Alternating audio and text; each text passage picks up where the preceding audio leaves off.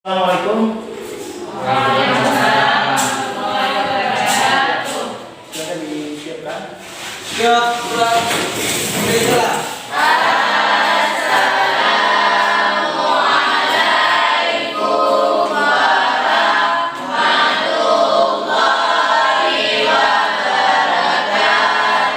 Waalaikumsalam warahmatullahi wabarakatuh. Gaprat.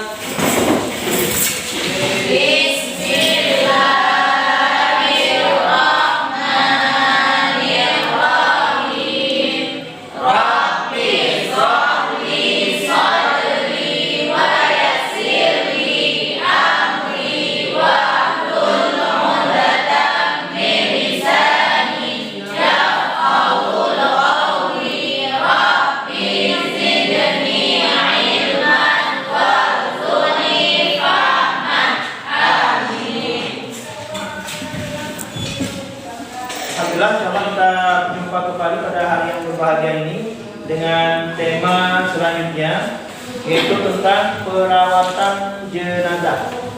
Insyaallah, sebelumnya materi kita tentang kejujuran.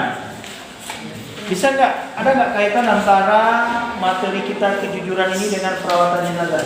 Ada yang bisa berikan penjelasan? Absen belum? Kalian? Saudara? Ada, Pak. Ada. Kaitan antara kejujuran dengan pengurusan jenazah. Dengan pengurusan jenazah. Karena selama kita hidup di dunia ini, kita harus hidup jujur di muka bumi ini. Karena ketika kita sudah mati nanti, kita tidak dapat berbohong lagi. Hanya kejujuran kita yang akan dipertanyakan oleh Allah Subhanahu wa taala. Dan anggota tubuh kita akan berbicara ketika kita di akhirat nanti, dan Allah pun akan menampakkan semua perbuatan kita selama hidup di dunia ini. Iya, betul sekali. Ada yang lain? Kira-kira yang mau menambahkan? Ada? Artinya antara kejujuran dengan perawatan jenazah ini hubungannya kaitan. Ada tadi? Ada. Karena kejujuran ini merupakan amalan-amalan kita. Nah, sementara perawatan jenazah adalah akhir daripada kehidupan kita, yang semua yang kita lakukan akan kita pertanggungjawabkan. Nah, di alam bapa atau di akhirat nanti kita tidak bisa berbohong lagi. Semua akan menjadi saksi dan semua tidak bisa kita sembunyikan karena Allah Maha Tahu. Dan disinilah kalau kita berlaku jujur di dunia ini, dan insya Allah Allah akan memberikan balasan di akhirat. Oke, selanjutnya kita tolong bacakan satu orang tentang dalil tentang perawatan jenazah atau tentang kematian. Ini yang kita bacakan, Ini ada surat Al-Mulk. Surah Al-Mulk ayat 1 sampai 3. Siapa yang membacakan?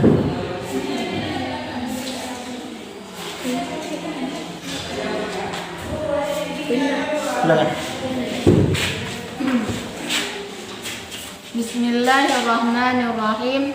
Tabarakalladzi biyadihi mulku wa huwa ala kulli syai'in qadir.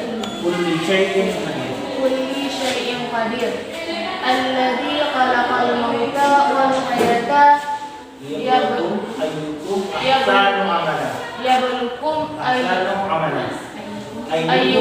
ahsanu amala. Wa huwal azizul ghafur. Alladzi khalaqal mauta wal hayata yabluukum ayyukum ahsanu amala. Wa huwal azizul ghafur. Itu apa maknanya? Yang tahu artinya? Ayat yang kedua, Allah menciptakan kehidupan, Allah menciptakan kematian dan kehidupan, ingin melihat siapa yang terbaik amalnya. Dia Allah ciptakan kematian dan kehidupan, itu Allah ingin lihat siapa yang terbaik amalnya. Bukan yang terbanyak, terhebat dan sebagainya, tapi yang terbaik. Siapa yang paling baik amalnya? Karena banyak belum tentu baik. Nah, yang kita persiapkan adalah amalan-amalan biasa-biasa saja, tapi dia mempunyai amalan-amalan terbaik. Maka dalam sebuah hadis sampaikan manusia yang paling cerdas siapa? Cuma manusia yang cerdas.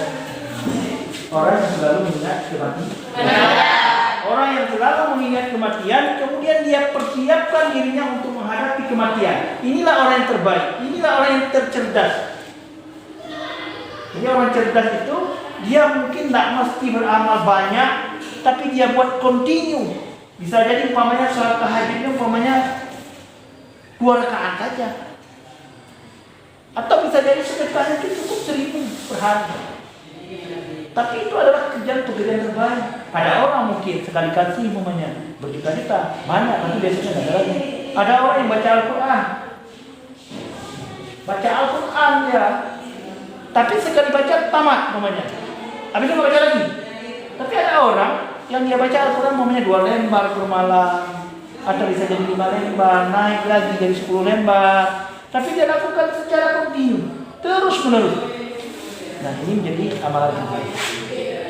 Jadi itu ada kaitannya dengan antara perawatan jenazah dengan kejujuran. Ya, dengan kejujuran. Oke. Selanjutnya, sebelum kita lebih jauh, yang harus kita pahami dulu adalah ini materinya itu tentang takziah. Apa takziah?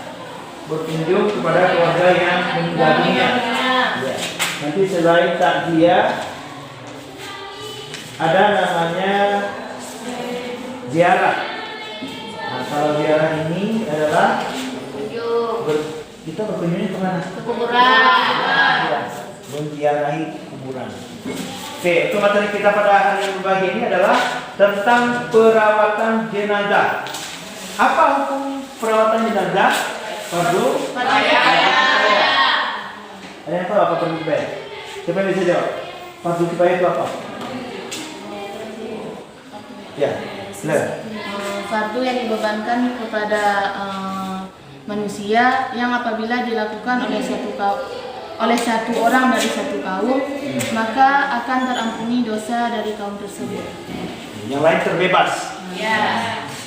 Bila dilaksanakan ini ada fardu kifayah ini adalah fardu yang dilaksanakan secara kolektif bersama-sama. Apabila dilaksanakan oleh sebagian, maka tidak terbeban lagi kepada yang lain.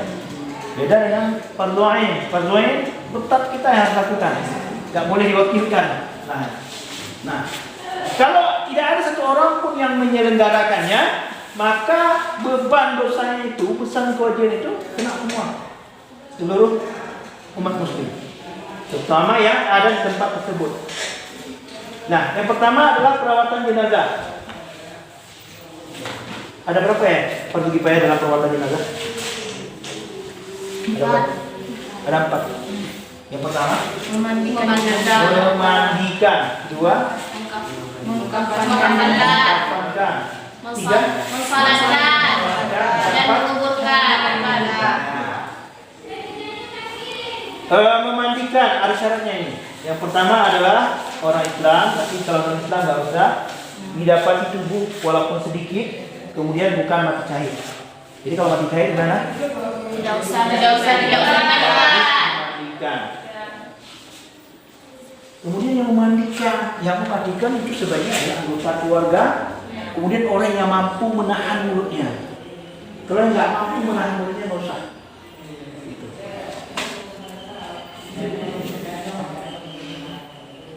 Ini kan hadisnya dari Aisyah, barang siapa yang memandikan mayat dan dijaganya kepercayaan tidak dibukakan kepada orang lain apa yang dilihat pada mayat itu, bersihkan dia dari segala dosa seperti keadaan sewaktu hidayah. Sabda beliau lagi setelah subah, hendaklah yang mempelai keluarga terdekat kepada mayat itu pandai memandikan mayat. Jika ia tidak pandai, siapa saja yang dipandang berhak karena waraknya atau karena amanahnya. Jadi jadi utama keluarga, karena keluarga mungkin yang buka rahasia. Kalau dia buka rahasia berarti dipertanyakan ke keluarga itu. Ini memandikan ya. Yang pertama sekali cara memandikan itu dibaringkan di tempat yang tinggi seperti ranjang, yang biasanya sudah diletakkan 5 atau 6 buah potong batang. Ini batang terserah, batang pisang atau apa, ini terserah ya. Ya. Kemudian dimandikan di tempat yang tertutup, nggak boleh terbuka. Nggak boleh terbuka. Ini kan ada sebagian sengaja dibuat di depan di rumah, nggak boleh. Ini yang aneh kadang-kadang ada suka nonton. Biasanya yang suka nonton orang mandi itu siapa? Ibu-ibu. Saya pernah protes. Ini kalau ibu-ibu dimandikan, bapak-bapak nggak mau dia lihat. Tapi kalau udah bapak-bapak yang memandikan, ibu-ibu nonton. Kalau kita larang gitu, gimana?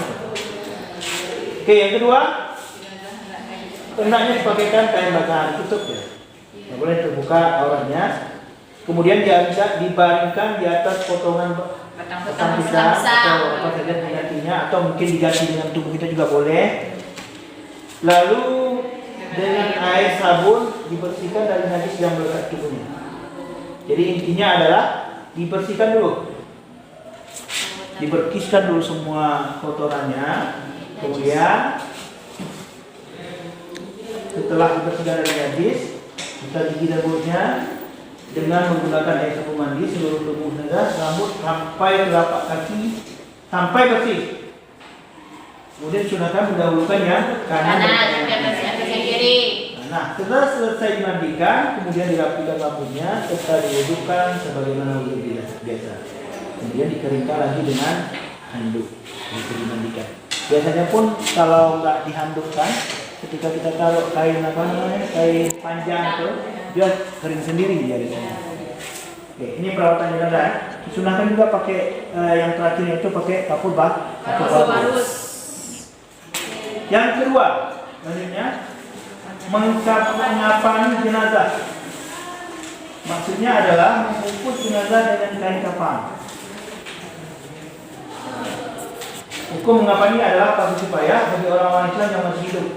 Kain kafan diperoleh dengan cara yang halal, yakni diambil dari harta peninggalan jenazah jika ia meninggalkan harta. Kain kafan yang digunakan hanya kain kafan yang bersih, berwarna putih dan sederhana seperti Sabda Rasulullah.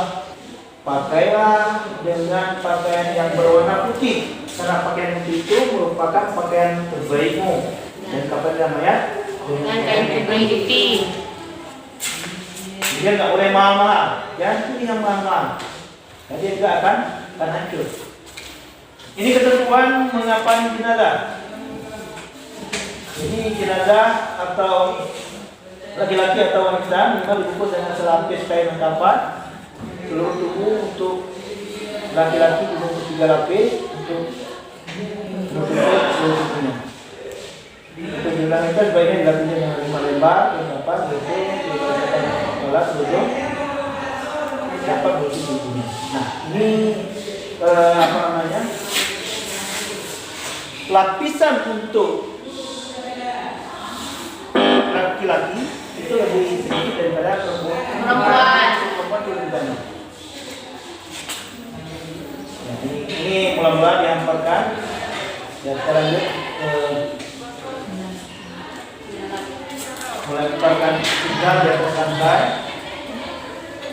diikat, beri hampar yang tinggal, coba. Kapal sudah disiapkan selesai dengan rumah. Kemudian diolesi kapur barus yang terharu. Kemudian diletakkan di atas satuan lengkapan. Kemudian satu letakkan di atas dada dan kiri boleh diluruskan. Artinya boleh tangannya begini, boleh juga dilurus. Tapi jangan ini kalau ada yang buat dilurus, boleh dilurus. Artinya boleh begini, boleh dilurus. Tergantung bagaimana biasa di situ. Nggak boleh dilurus ya. Jadi salah ya. Jika tangannya di sini, itu. Ini cara mengapa. Kemudian syarat sah salat. Yang tadi yang ketiga mensyaratkan. Yang mensyaratkan ini istilahnya dilakukan dengan memandikan. Kemudian mayat diletakkan di sebelah kiblat. Sebelah kiblat orang mengalaskan. Kecuali kalau satu saja dilakukan di atas kubur atau dan sudah baik mungkin. Kalau jenazah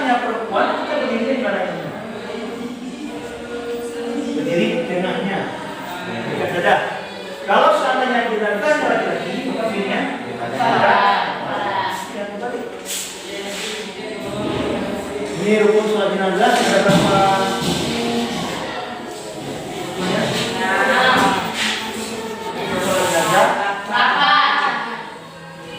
Salat jenazah dilakukan di buku-bukunya ya. Pertama niat, baca surah Al-Fatihah, membaca salawat, kemudian membaca doa pada takbir.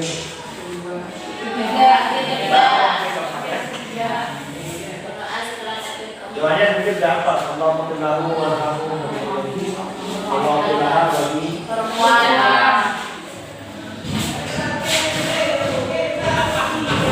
bagi doanya.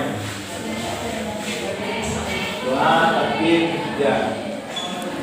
Kalau Al-Fatihah itu sudah hafal, salawat itu sudah hafal.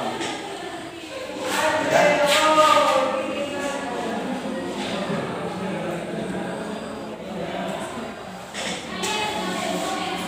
Bermahat menjaga.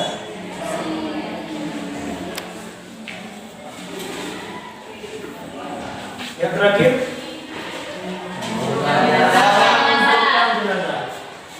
jenazah dikuburkan setelah dimandikan, dikafani dan disolatkan.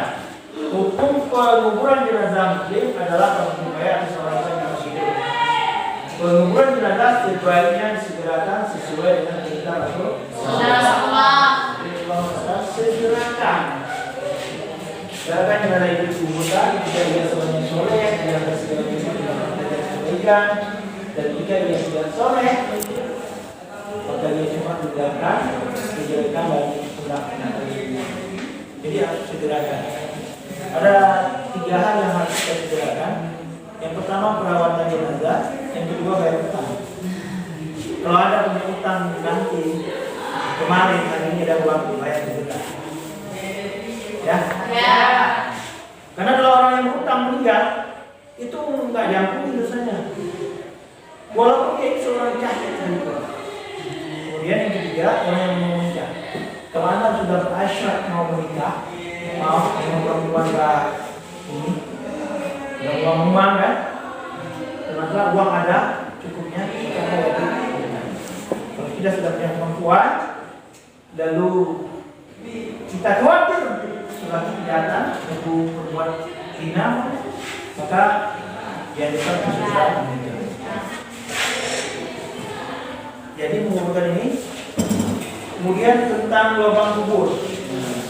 Lubang kubur itu memanjang dari arah utara selatan, karena asalkan pada jenazah dalamnya harus cukup sehingga 20 cm tidak terlalu luas. Di bagian dasar kubur hanya dibuat lubang lahat, yaitu lubang tempat jenazah. Dia ada model 2 model ya.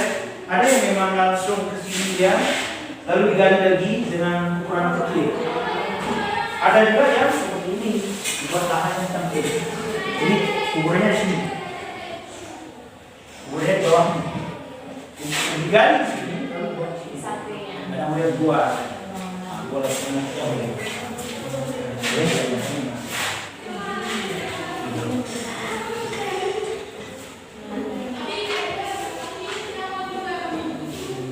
Ini lagi, macam cara pengukuran. Diletakkan di tinggi atas lubang ulang sebelah, kemudian 3 laki-laki muslim. Keluarga kita usahakan. Kalau itu perempuan ya? Kalau itu perempuan, sebaiknya itu adalah saudaranya yang duduk di bawah. Anaknya itu baik. Ya, itu bagus. Kemudian baru diturunkan, sekarang ke bawah.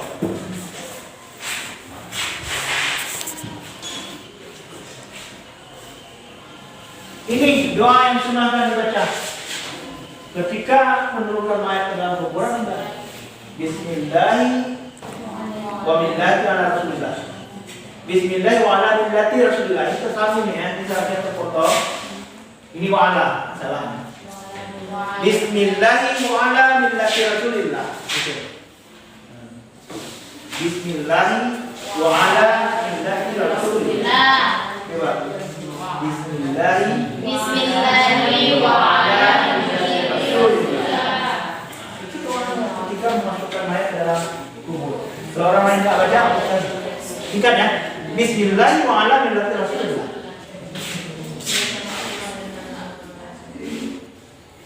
Nah ini Kemudian jika tidak perempuan dilapisi dengan kain peninggikan kuburan sekedarnya saja, tidak boleh terlalu tinggi. Kemudian buat tanda, kemudian mendoakan.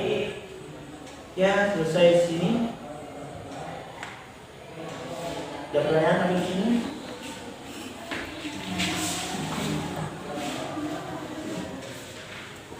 Ada? Ada pertanyaan? Sampai di sini ada pertanyaan? Ada?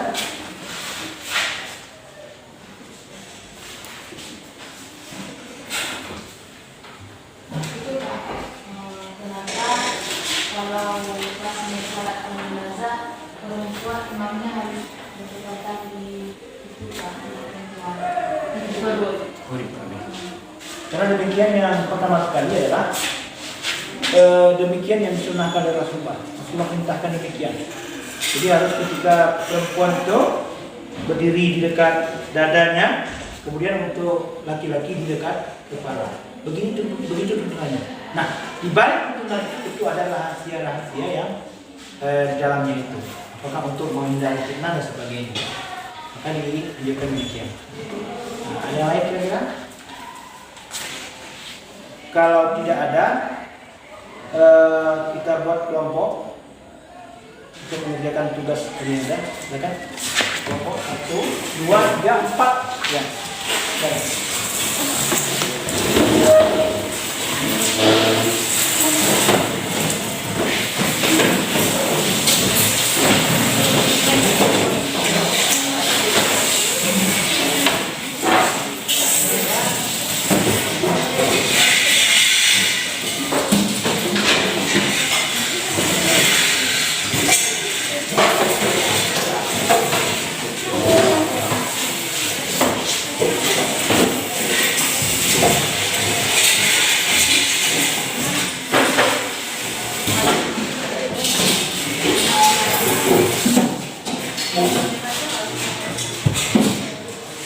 Ya, silakan kerjakan apa yang ada di gambar tersebut.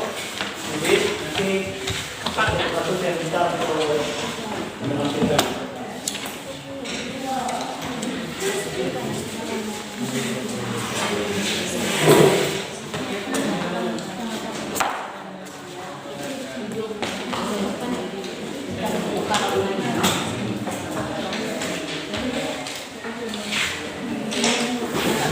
Ya, buat ini gambarnya. Kemudian ini sudah nanti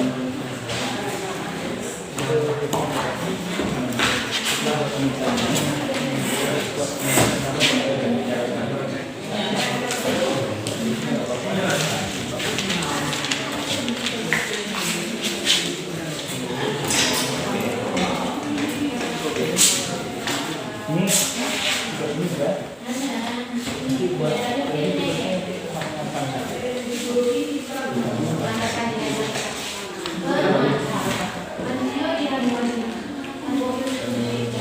Bapak, ya. Bapak, ini ada gambar yang ini harus satu aja.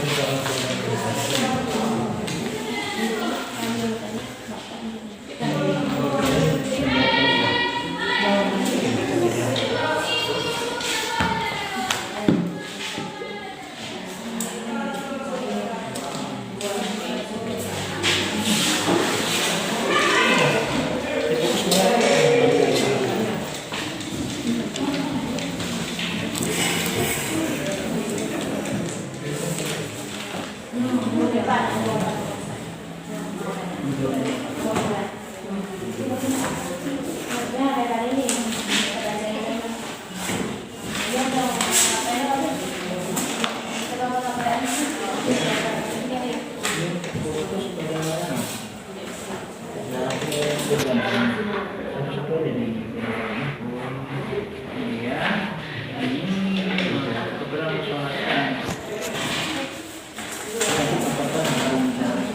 Dede.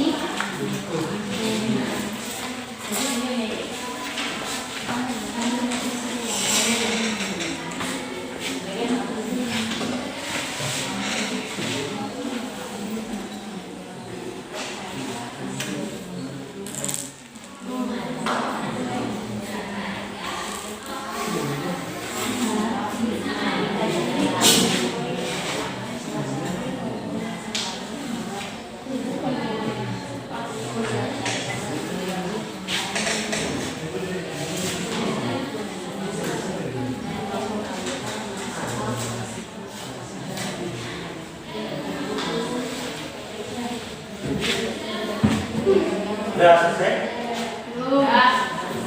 Gak apa-apa, bisa dibaca.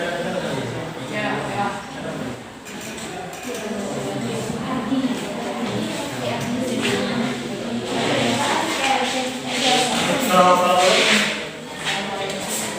sampai di sini, ini kalau orang bisa baca juga.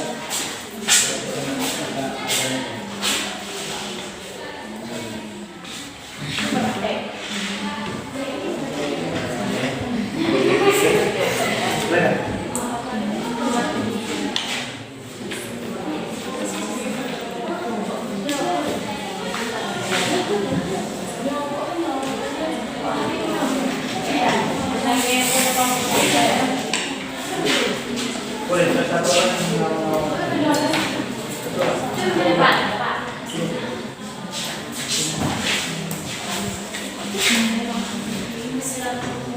Assalamualaikum warahmatullahi wabarakatuh. Waalaikumsalam warahmatullahi wabarakatuh. Kami dari kelompok 1 ingin mempresentasikan hasil diskusi dari kelompok kami, yaitu tentang memandikan jenazah atau perawatan perawatan jenazah. Syarat wajib memandikan jenazah ada dua, yaitu yang pertama, jenazah itu orang Islam, apapun aliran, mazhab, ras, suku dan profesinya, yang penting jenazah tersebut adalah orang Islam. Dan yang kedua, didapati tubuhnya walaupun sedikit. Dua, yang berhak daripada memandikan jenazah atau mayat.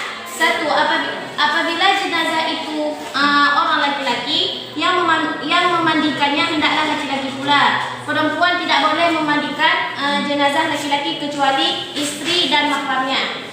Yang kedua, apabila jenazah itu perempuan, hendaklah dimandikan oleh perempuan pula. Laki-laki tidak boleh memandikan kecuali suami atau mahramnya si perempuan. Dan yang ketiga, apabila jenazah itu seorang istri, sementara suami dan mahramnya ada semua, suami lebih berhak untuk memandikan istrinya. Dan yang keempat, apabila jenazah itu seorang suami, sementara istri dan mahramnya ada semua, istri lebih berhak untuk memandikan suaminya. Berikut ini tata cara memandikan jenazah. Tata cara memandikan jenazah ada 8. Yang pertama, di tempat tertutup agar yang melihat hanya orang-orang yang memandikan dan yang mengurusnya saja. Yang kedua, mayat diletakkan di tempat yang tinggi seperti lipat atau ranjang. Dan yang ketiga, dipakaikan kain basahan seperti sarung agar auratnya tidak terbuka.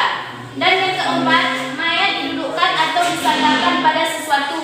Lantas disapu perutnya sambil ditekan pelan-pelan agar semua kotoran keluar atau najis. Setelah itu, dibersihkan dengan tangan kiri dan yang memandikannya dianjurkan menggunakan sarung tangan. Dalam hal ini, boleh memakai wangi-wangian agar tidak terganggu bau kotoran si mayat.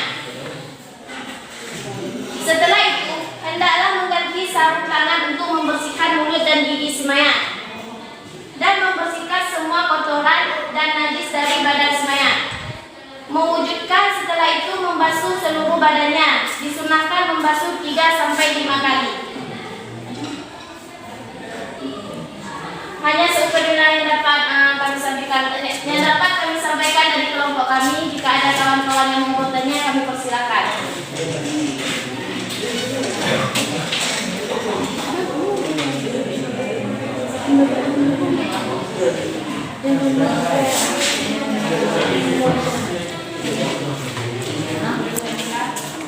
Bolehkah si mayat dimandikan lebih daripada 5 kali?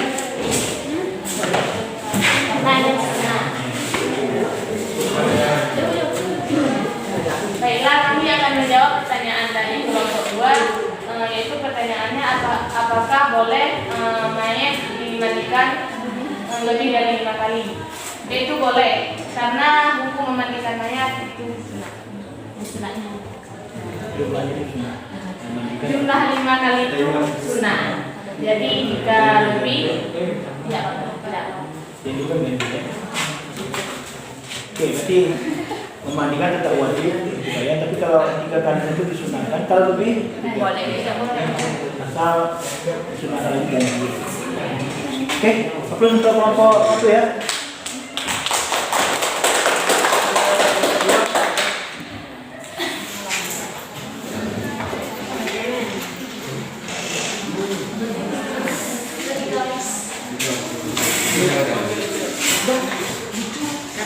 Assalamualaikum warahmatullahi wabarakatuh. Waalaikumsalam warahmatullahi wabarakatuh. Kami dari kelompok 2 ingin mempresentasikan hasil dari kerja kelompok kami mengkampanye jenazah. Setelah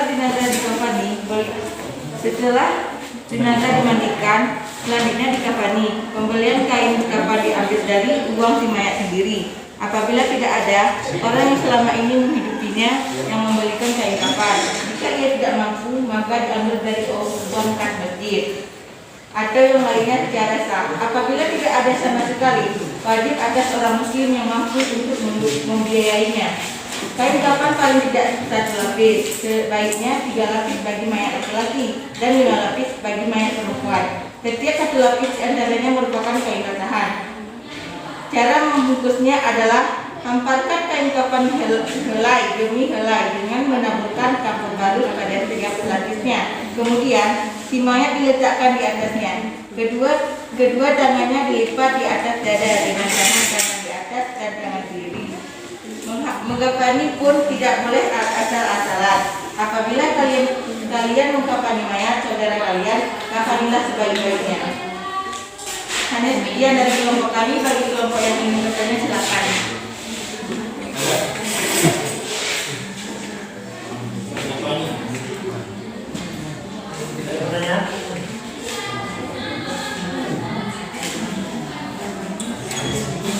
Bertanya, apakah boleh mengkafani si mayat selain dari kain putih?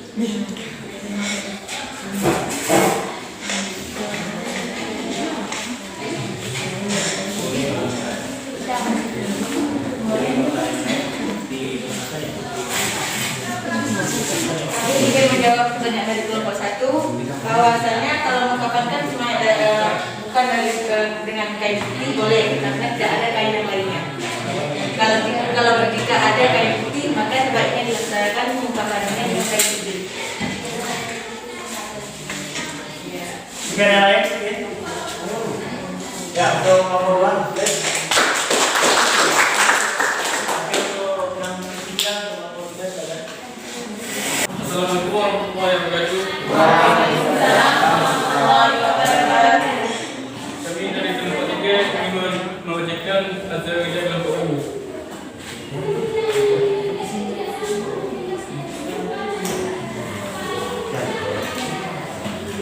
Orang menyalati jenazah. Orang yang meninggal dunia dalam keadaan Islam berhak untuk disalatkan. Sabda Rasulullah SAW, salatkanlah orang-orang yang telah mati. Hadis riwayat Ibnu Majah. Salatkanlah olehmu orang-orang yang mengucapkan la ilaha illallah.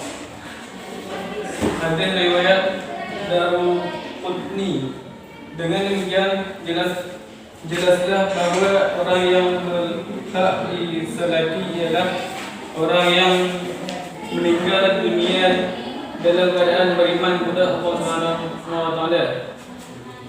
Adapun orang yang telah murtad dilarang untuk disalati. Untuk bisa disalati, keadaan si mayat haruslah 1. Suci baik badan, tempat maupun kafan. 2. Sudah dimandikan dan dikafani. 3. Jenazah sudah berada di depan orang yang menyalatkan atau sebelah kiblat.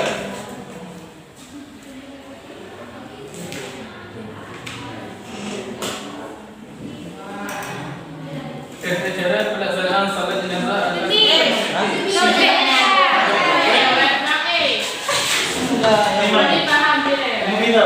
Boleh ya? Nah, ya. Cuma pertanyaan. Kalau jenazahnya laki-laki di mana berdirinya? Kepala, bagian kepala. Kalau perempuan? Ya kan? Perhatikan ya. Tapi kalau jenazahnya perempuan, kalau jenazahnya laki-laki, enggak kita apa-apa. Ini bahaya nih ya. Oke. Ini posisinya seperti ini. Disunahkan berapa? Disunahkan sampai 40 itu dapat ampunan insyaallah. Kemudian dia sunahkan juga dalam keadaan ganjil. Kalau laki-lakinya 2 sal, perempuannya 1 sal. Oke. Coba kita praktekkan.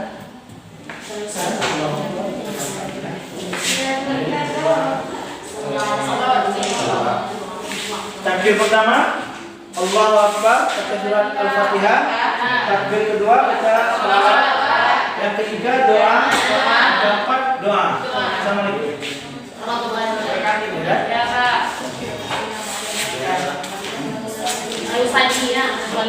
Allahu Akbar. Bismillahirrahmanirrahim. Alhamdulillahi rabbil alamin. Arrahmanir rahim. Maliki yaumiddin. Iyyaka na'budu wa iyyaka nasta'in. Ihdinas siratal mustaqim. صراط الذين أنعمت عليهم غير المغضوب عليهم ولا الضالين آمين. الله أكبر. اللهم صل على سيدنا محمد وعلى آل سيدنا محمد كما صليت على سيدنا إبراهيم وبارك على سيدنا محمد وعلى آل سيدنا محمد كما باركت على سيدنا إبراهيم وعلى آل سيدنا إبراهيم في العالمين إنك حميد مجيد. الله أكبر. اللهم اغفر له وارحمه وعافه واعف عنه وأكرمه له ووسع مدخله وعسله بالماء والثلج والبرد ونقيه من الخطايا ويرفع الصبر عبيدا من الدناس وعبده دارا خيرا من داره وأهلا خيرا من أهله وزوجا خيرا من زوجه وقه فتنة القبر وعذاب النار. الله أكبر.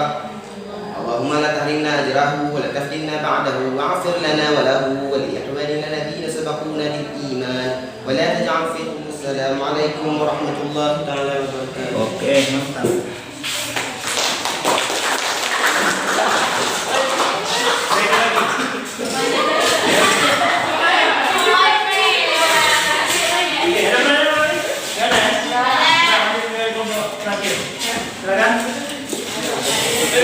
Assalamualaikum warahmatullahi wabarakatuh. Waalaikumsalam warahmatullahi wabarakatuh.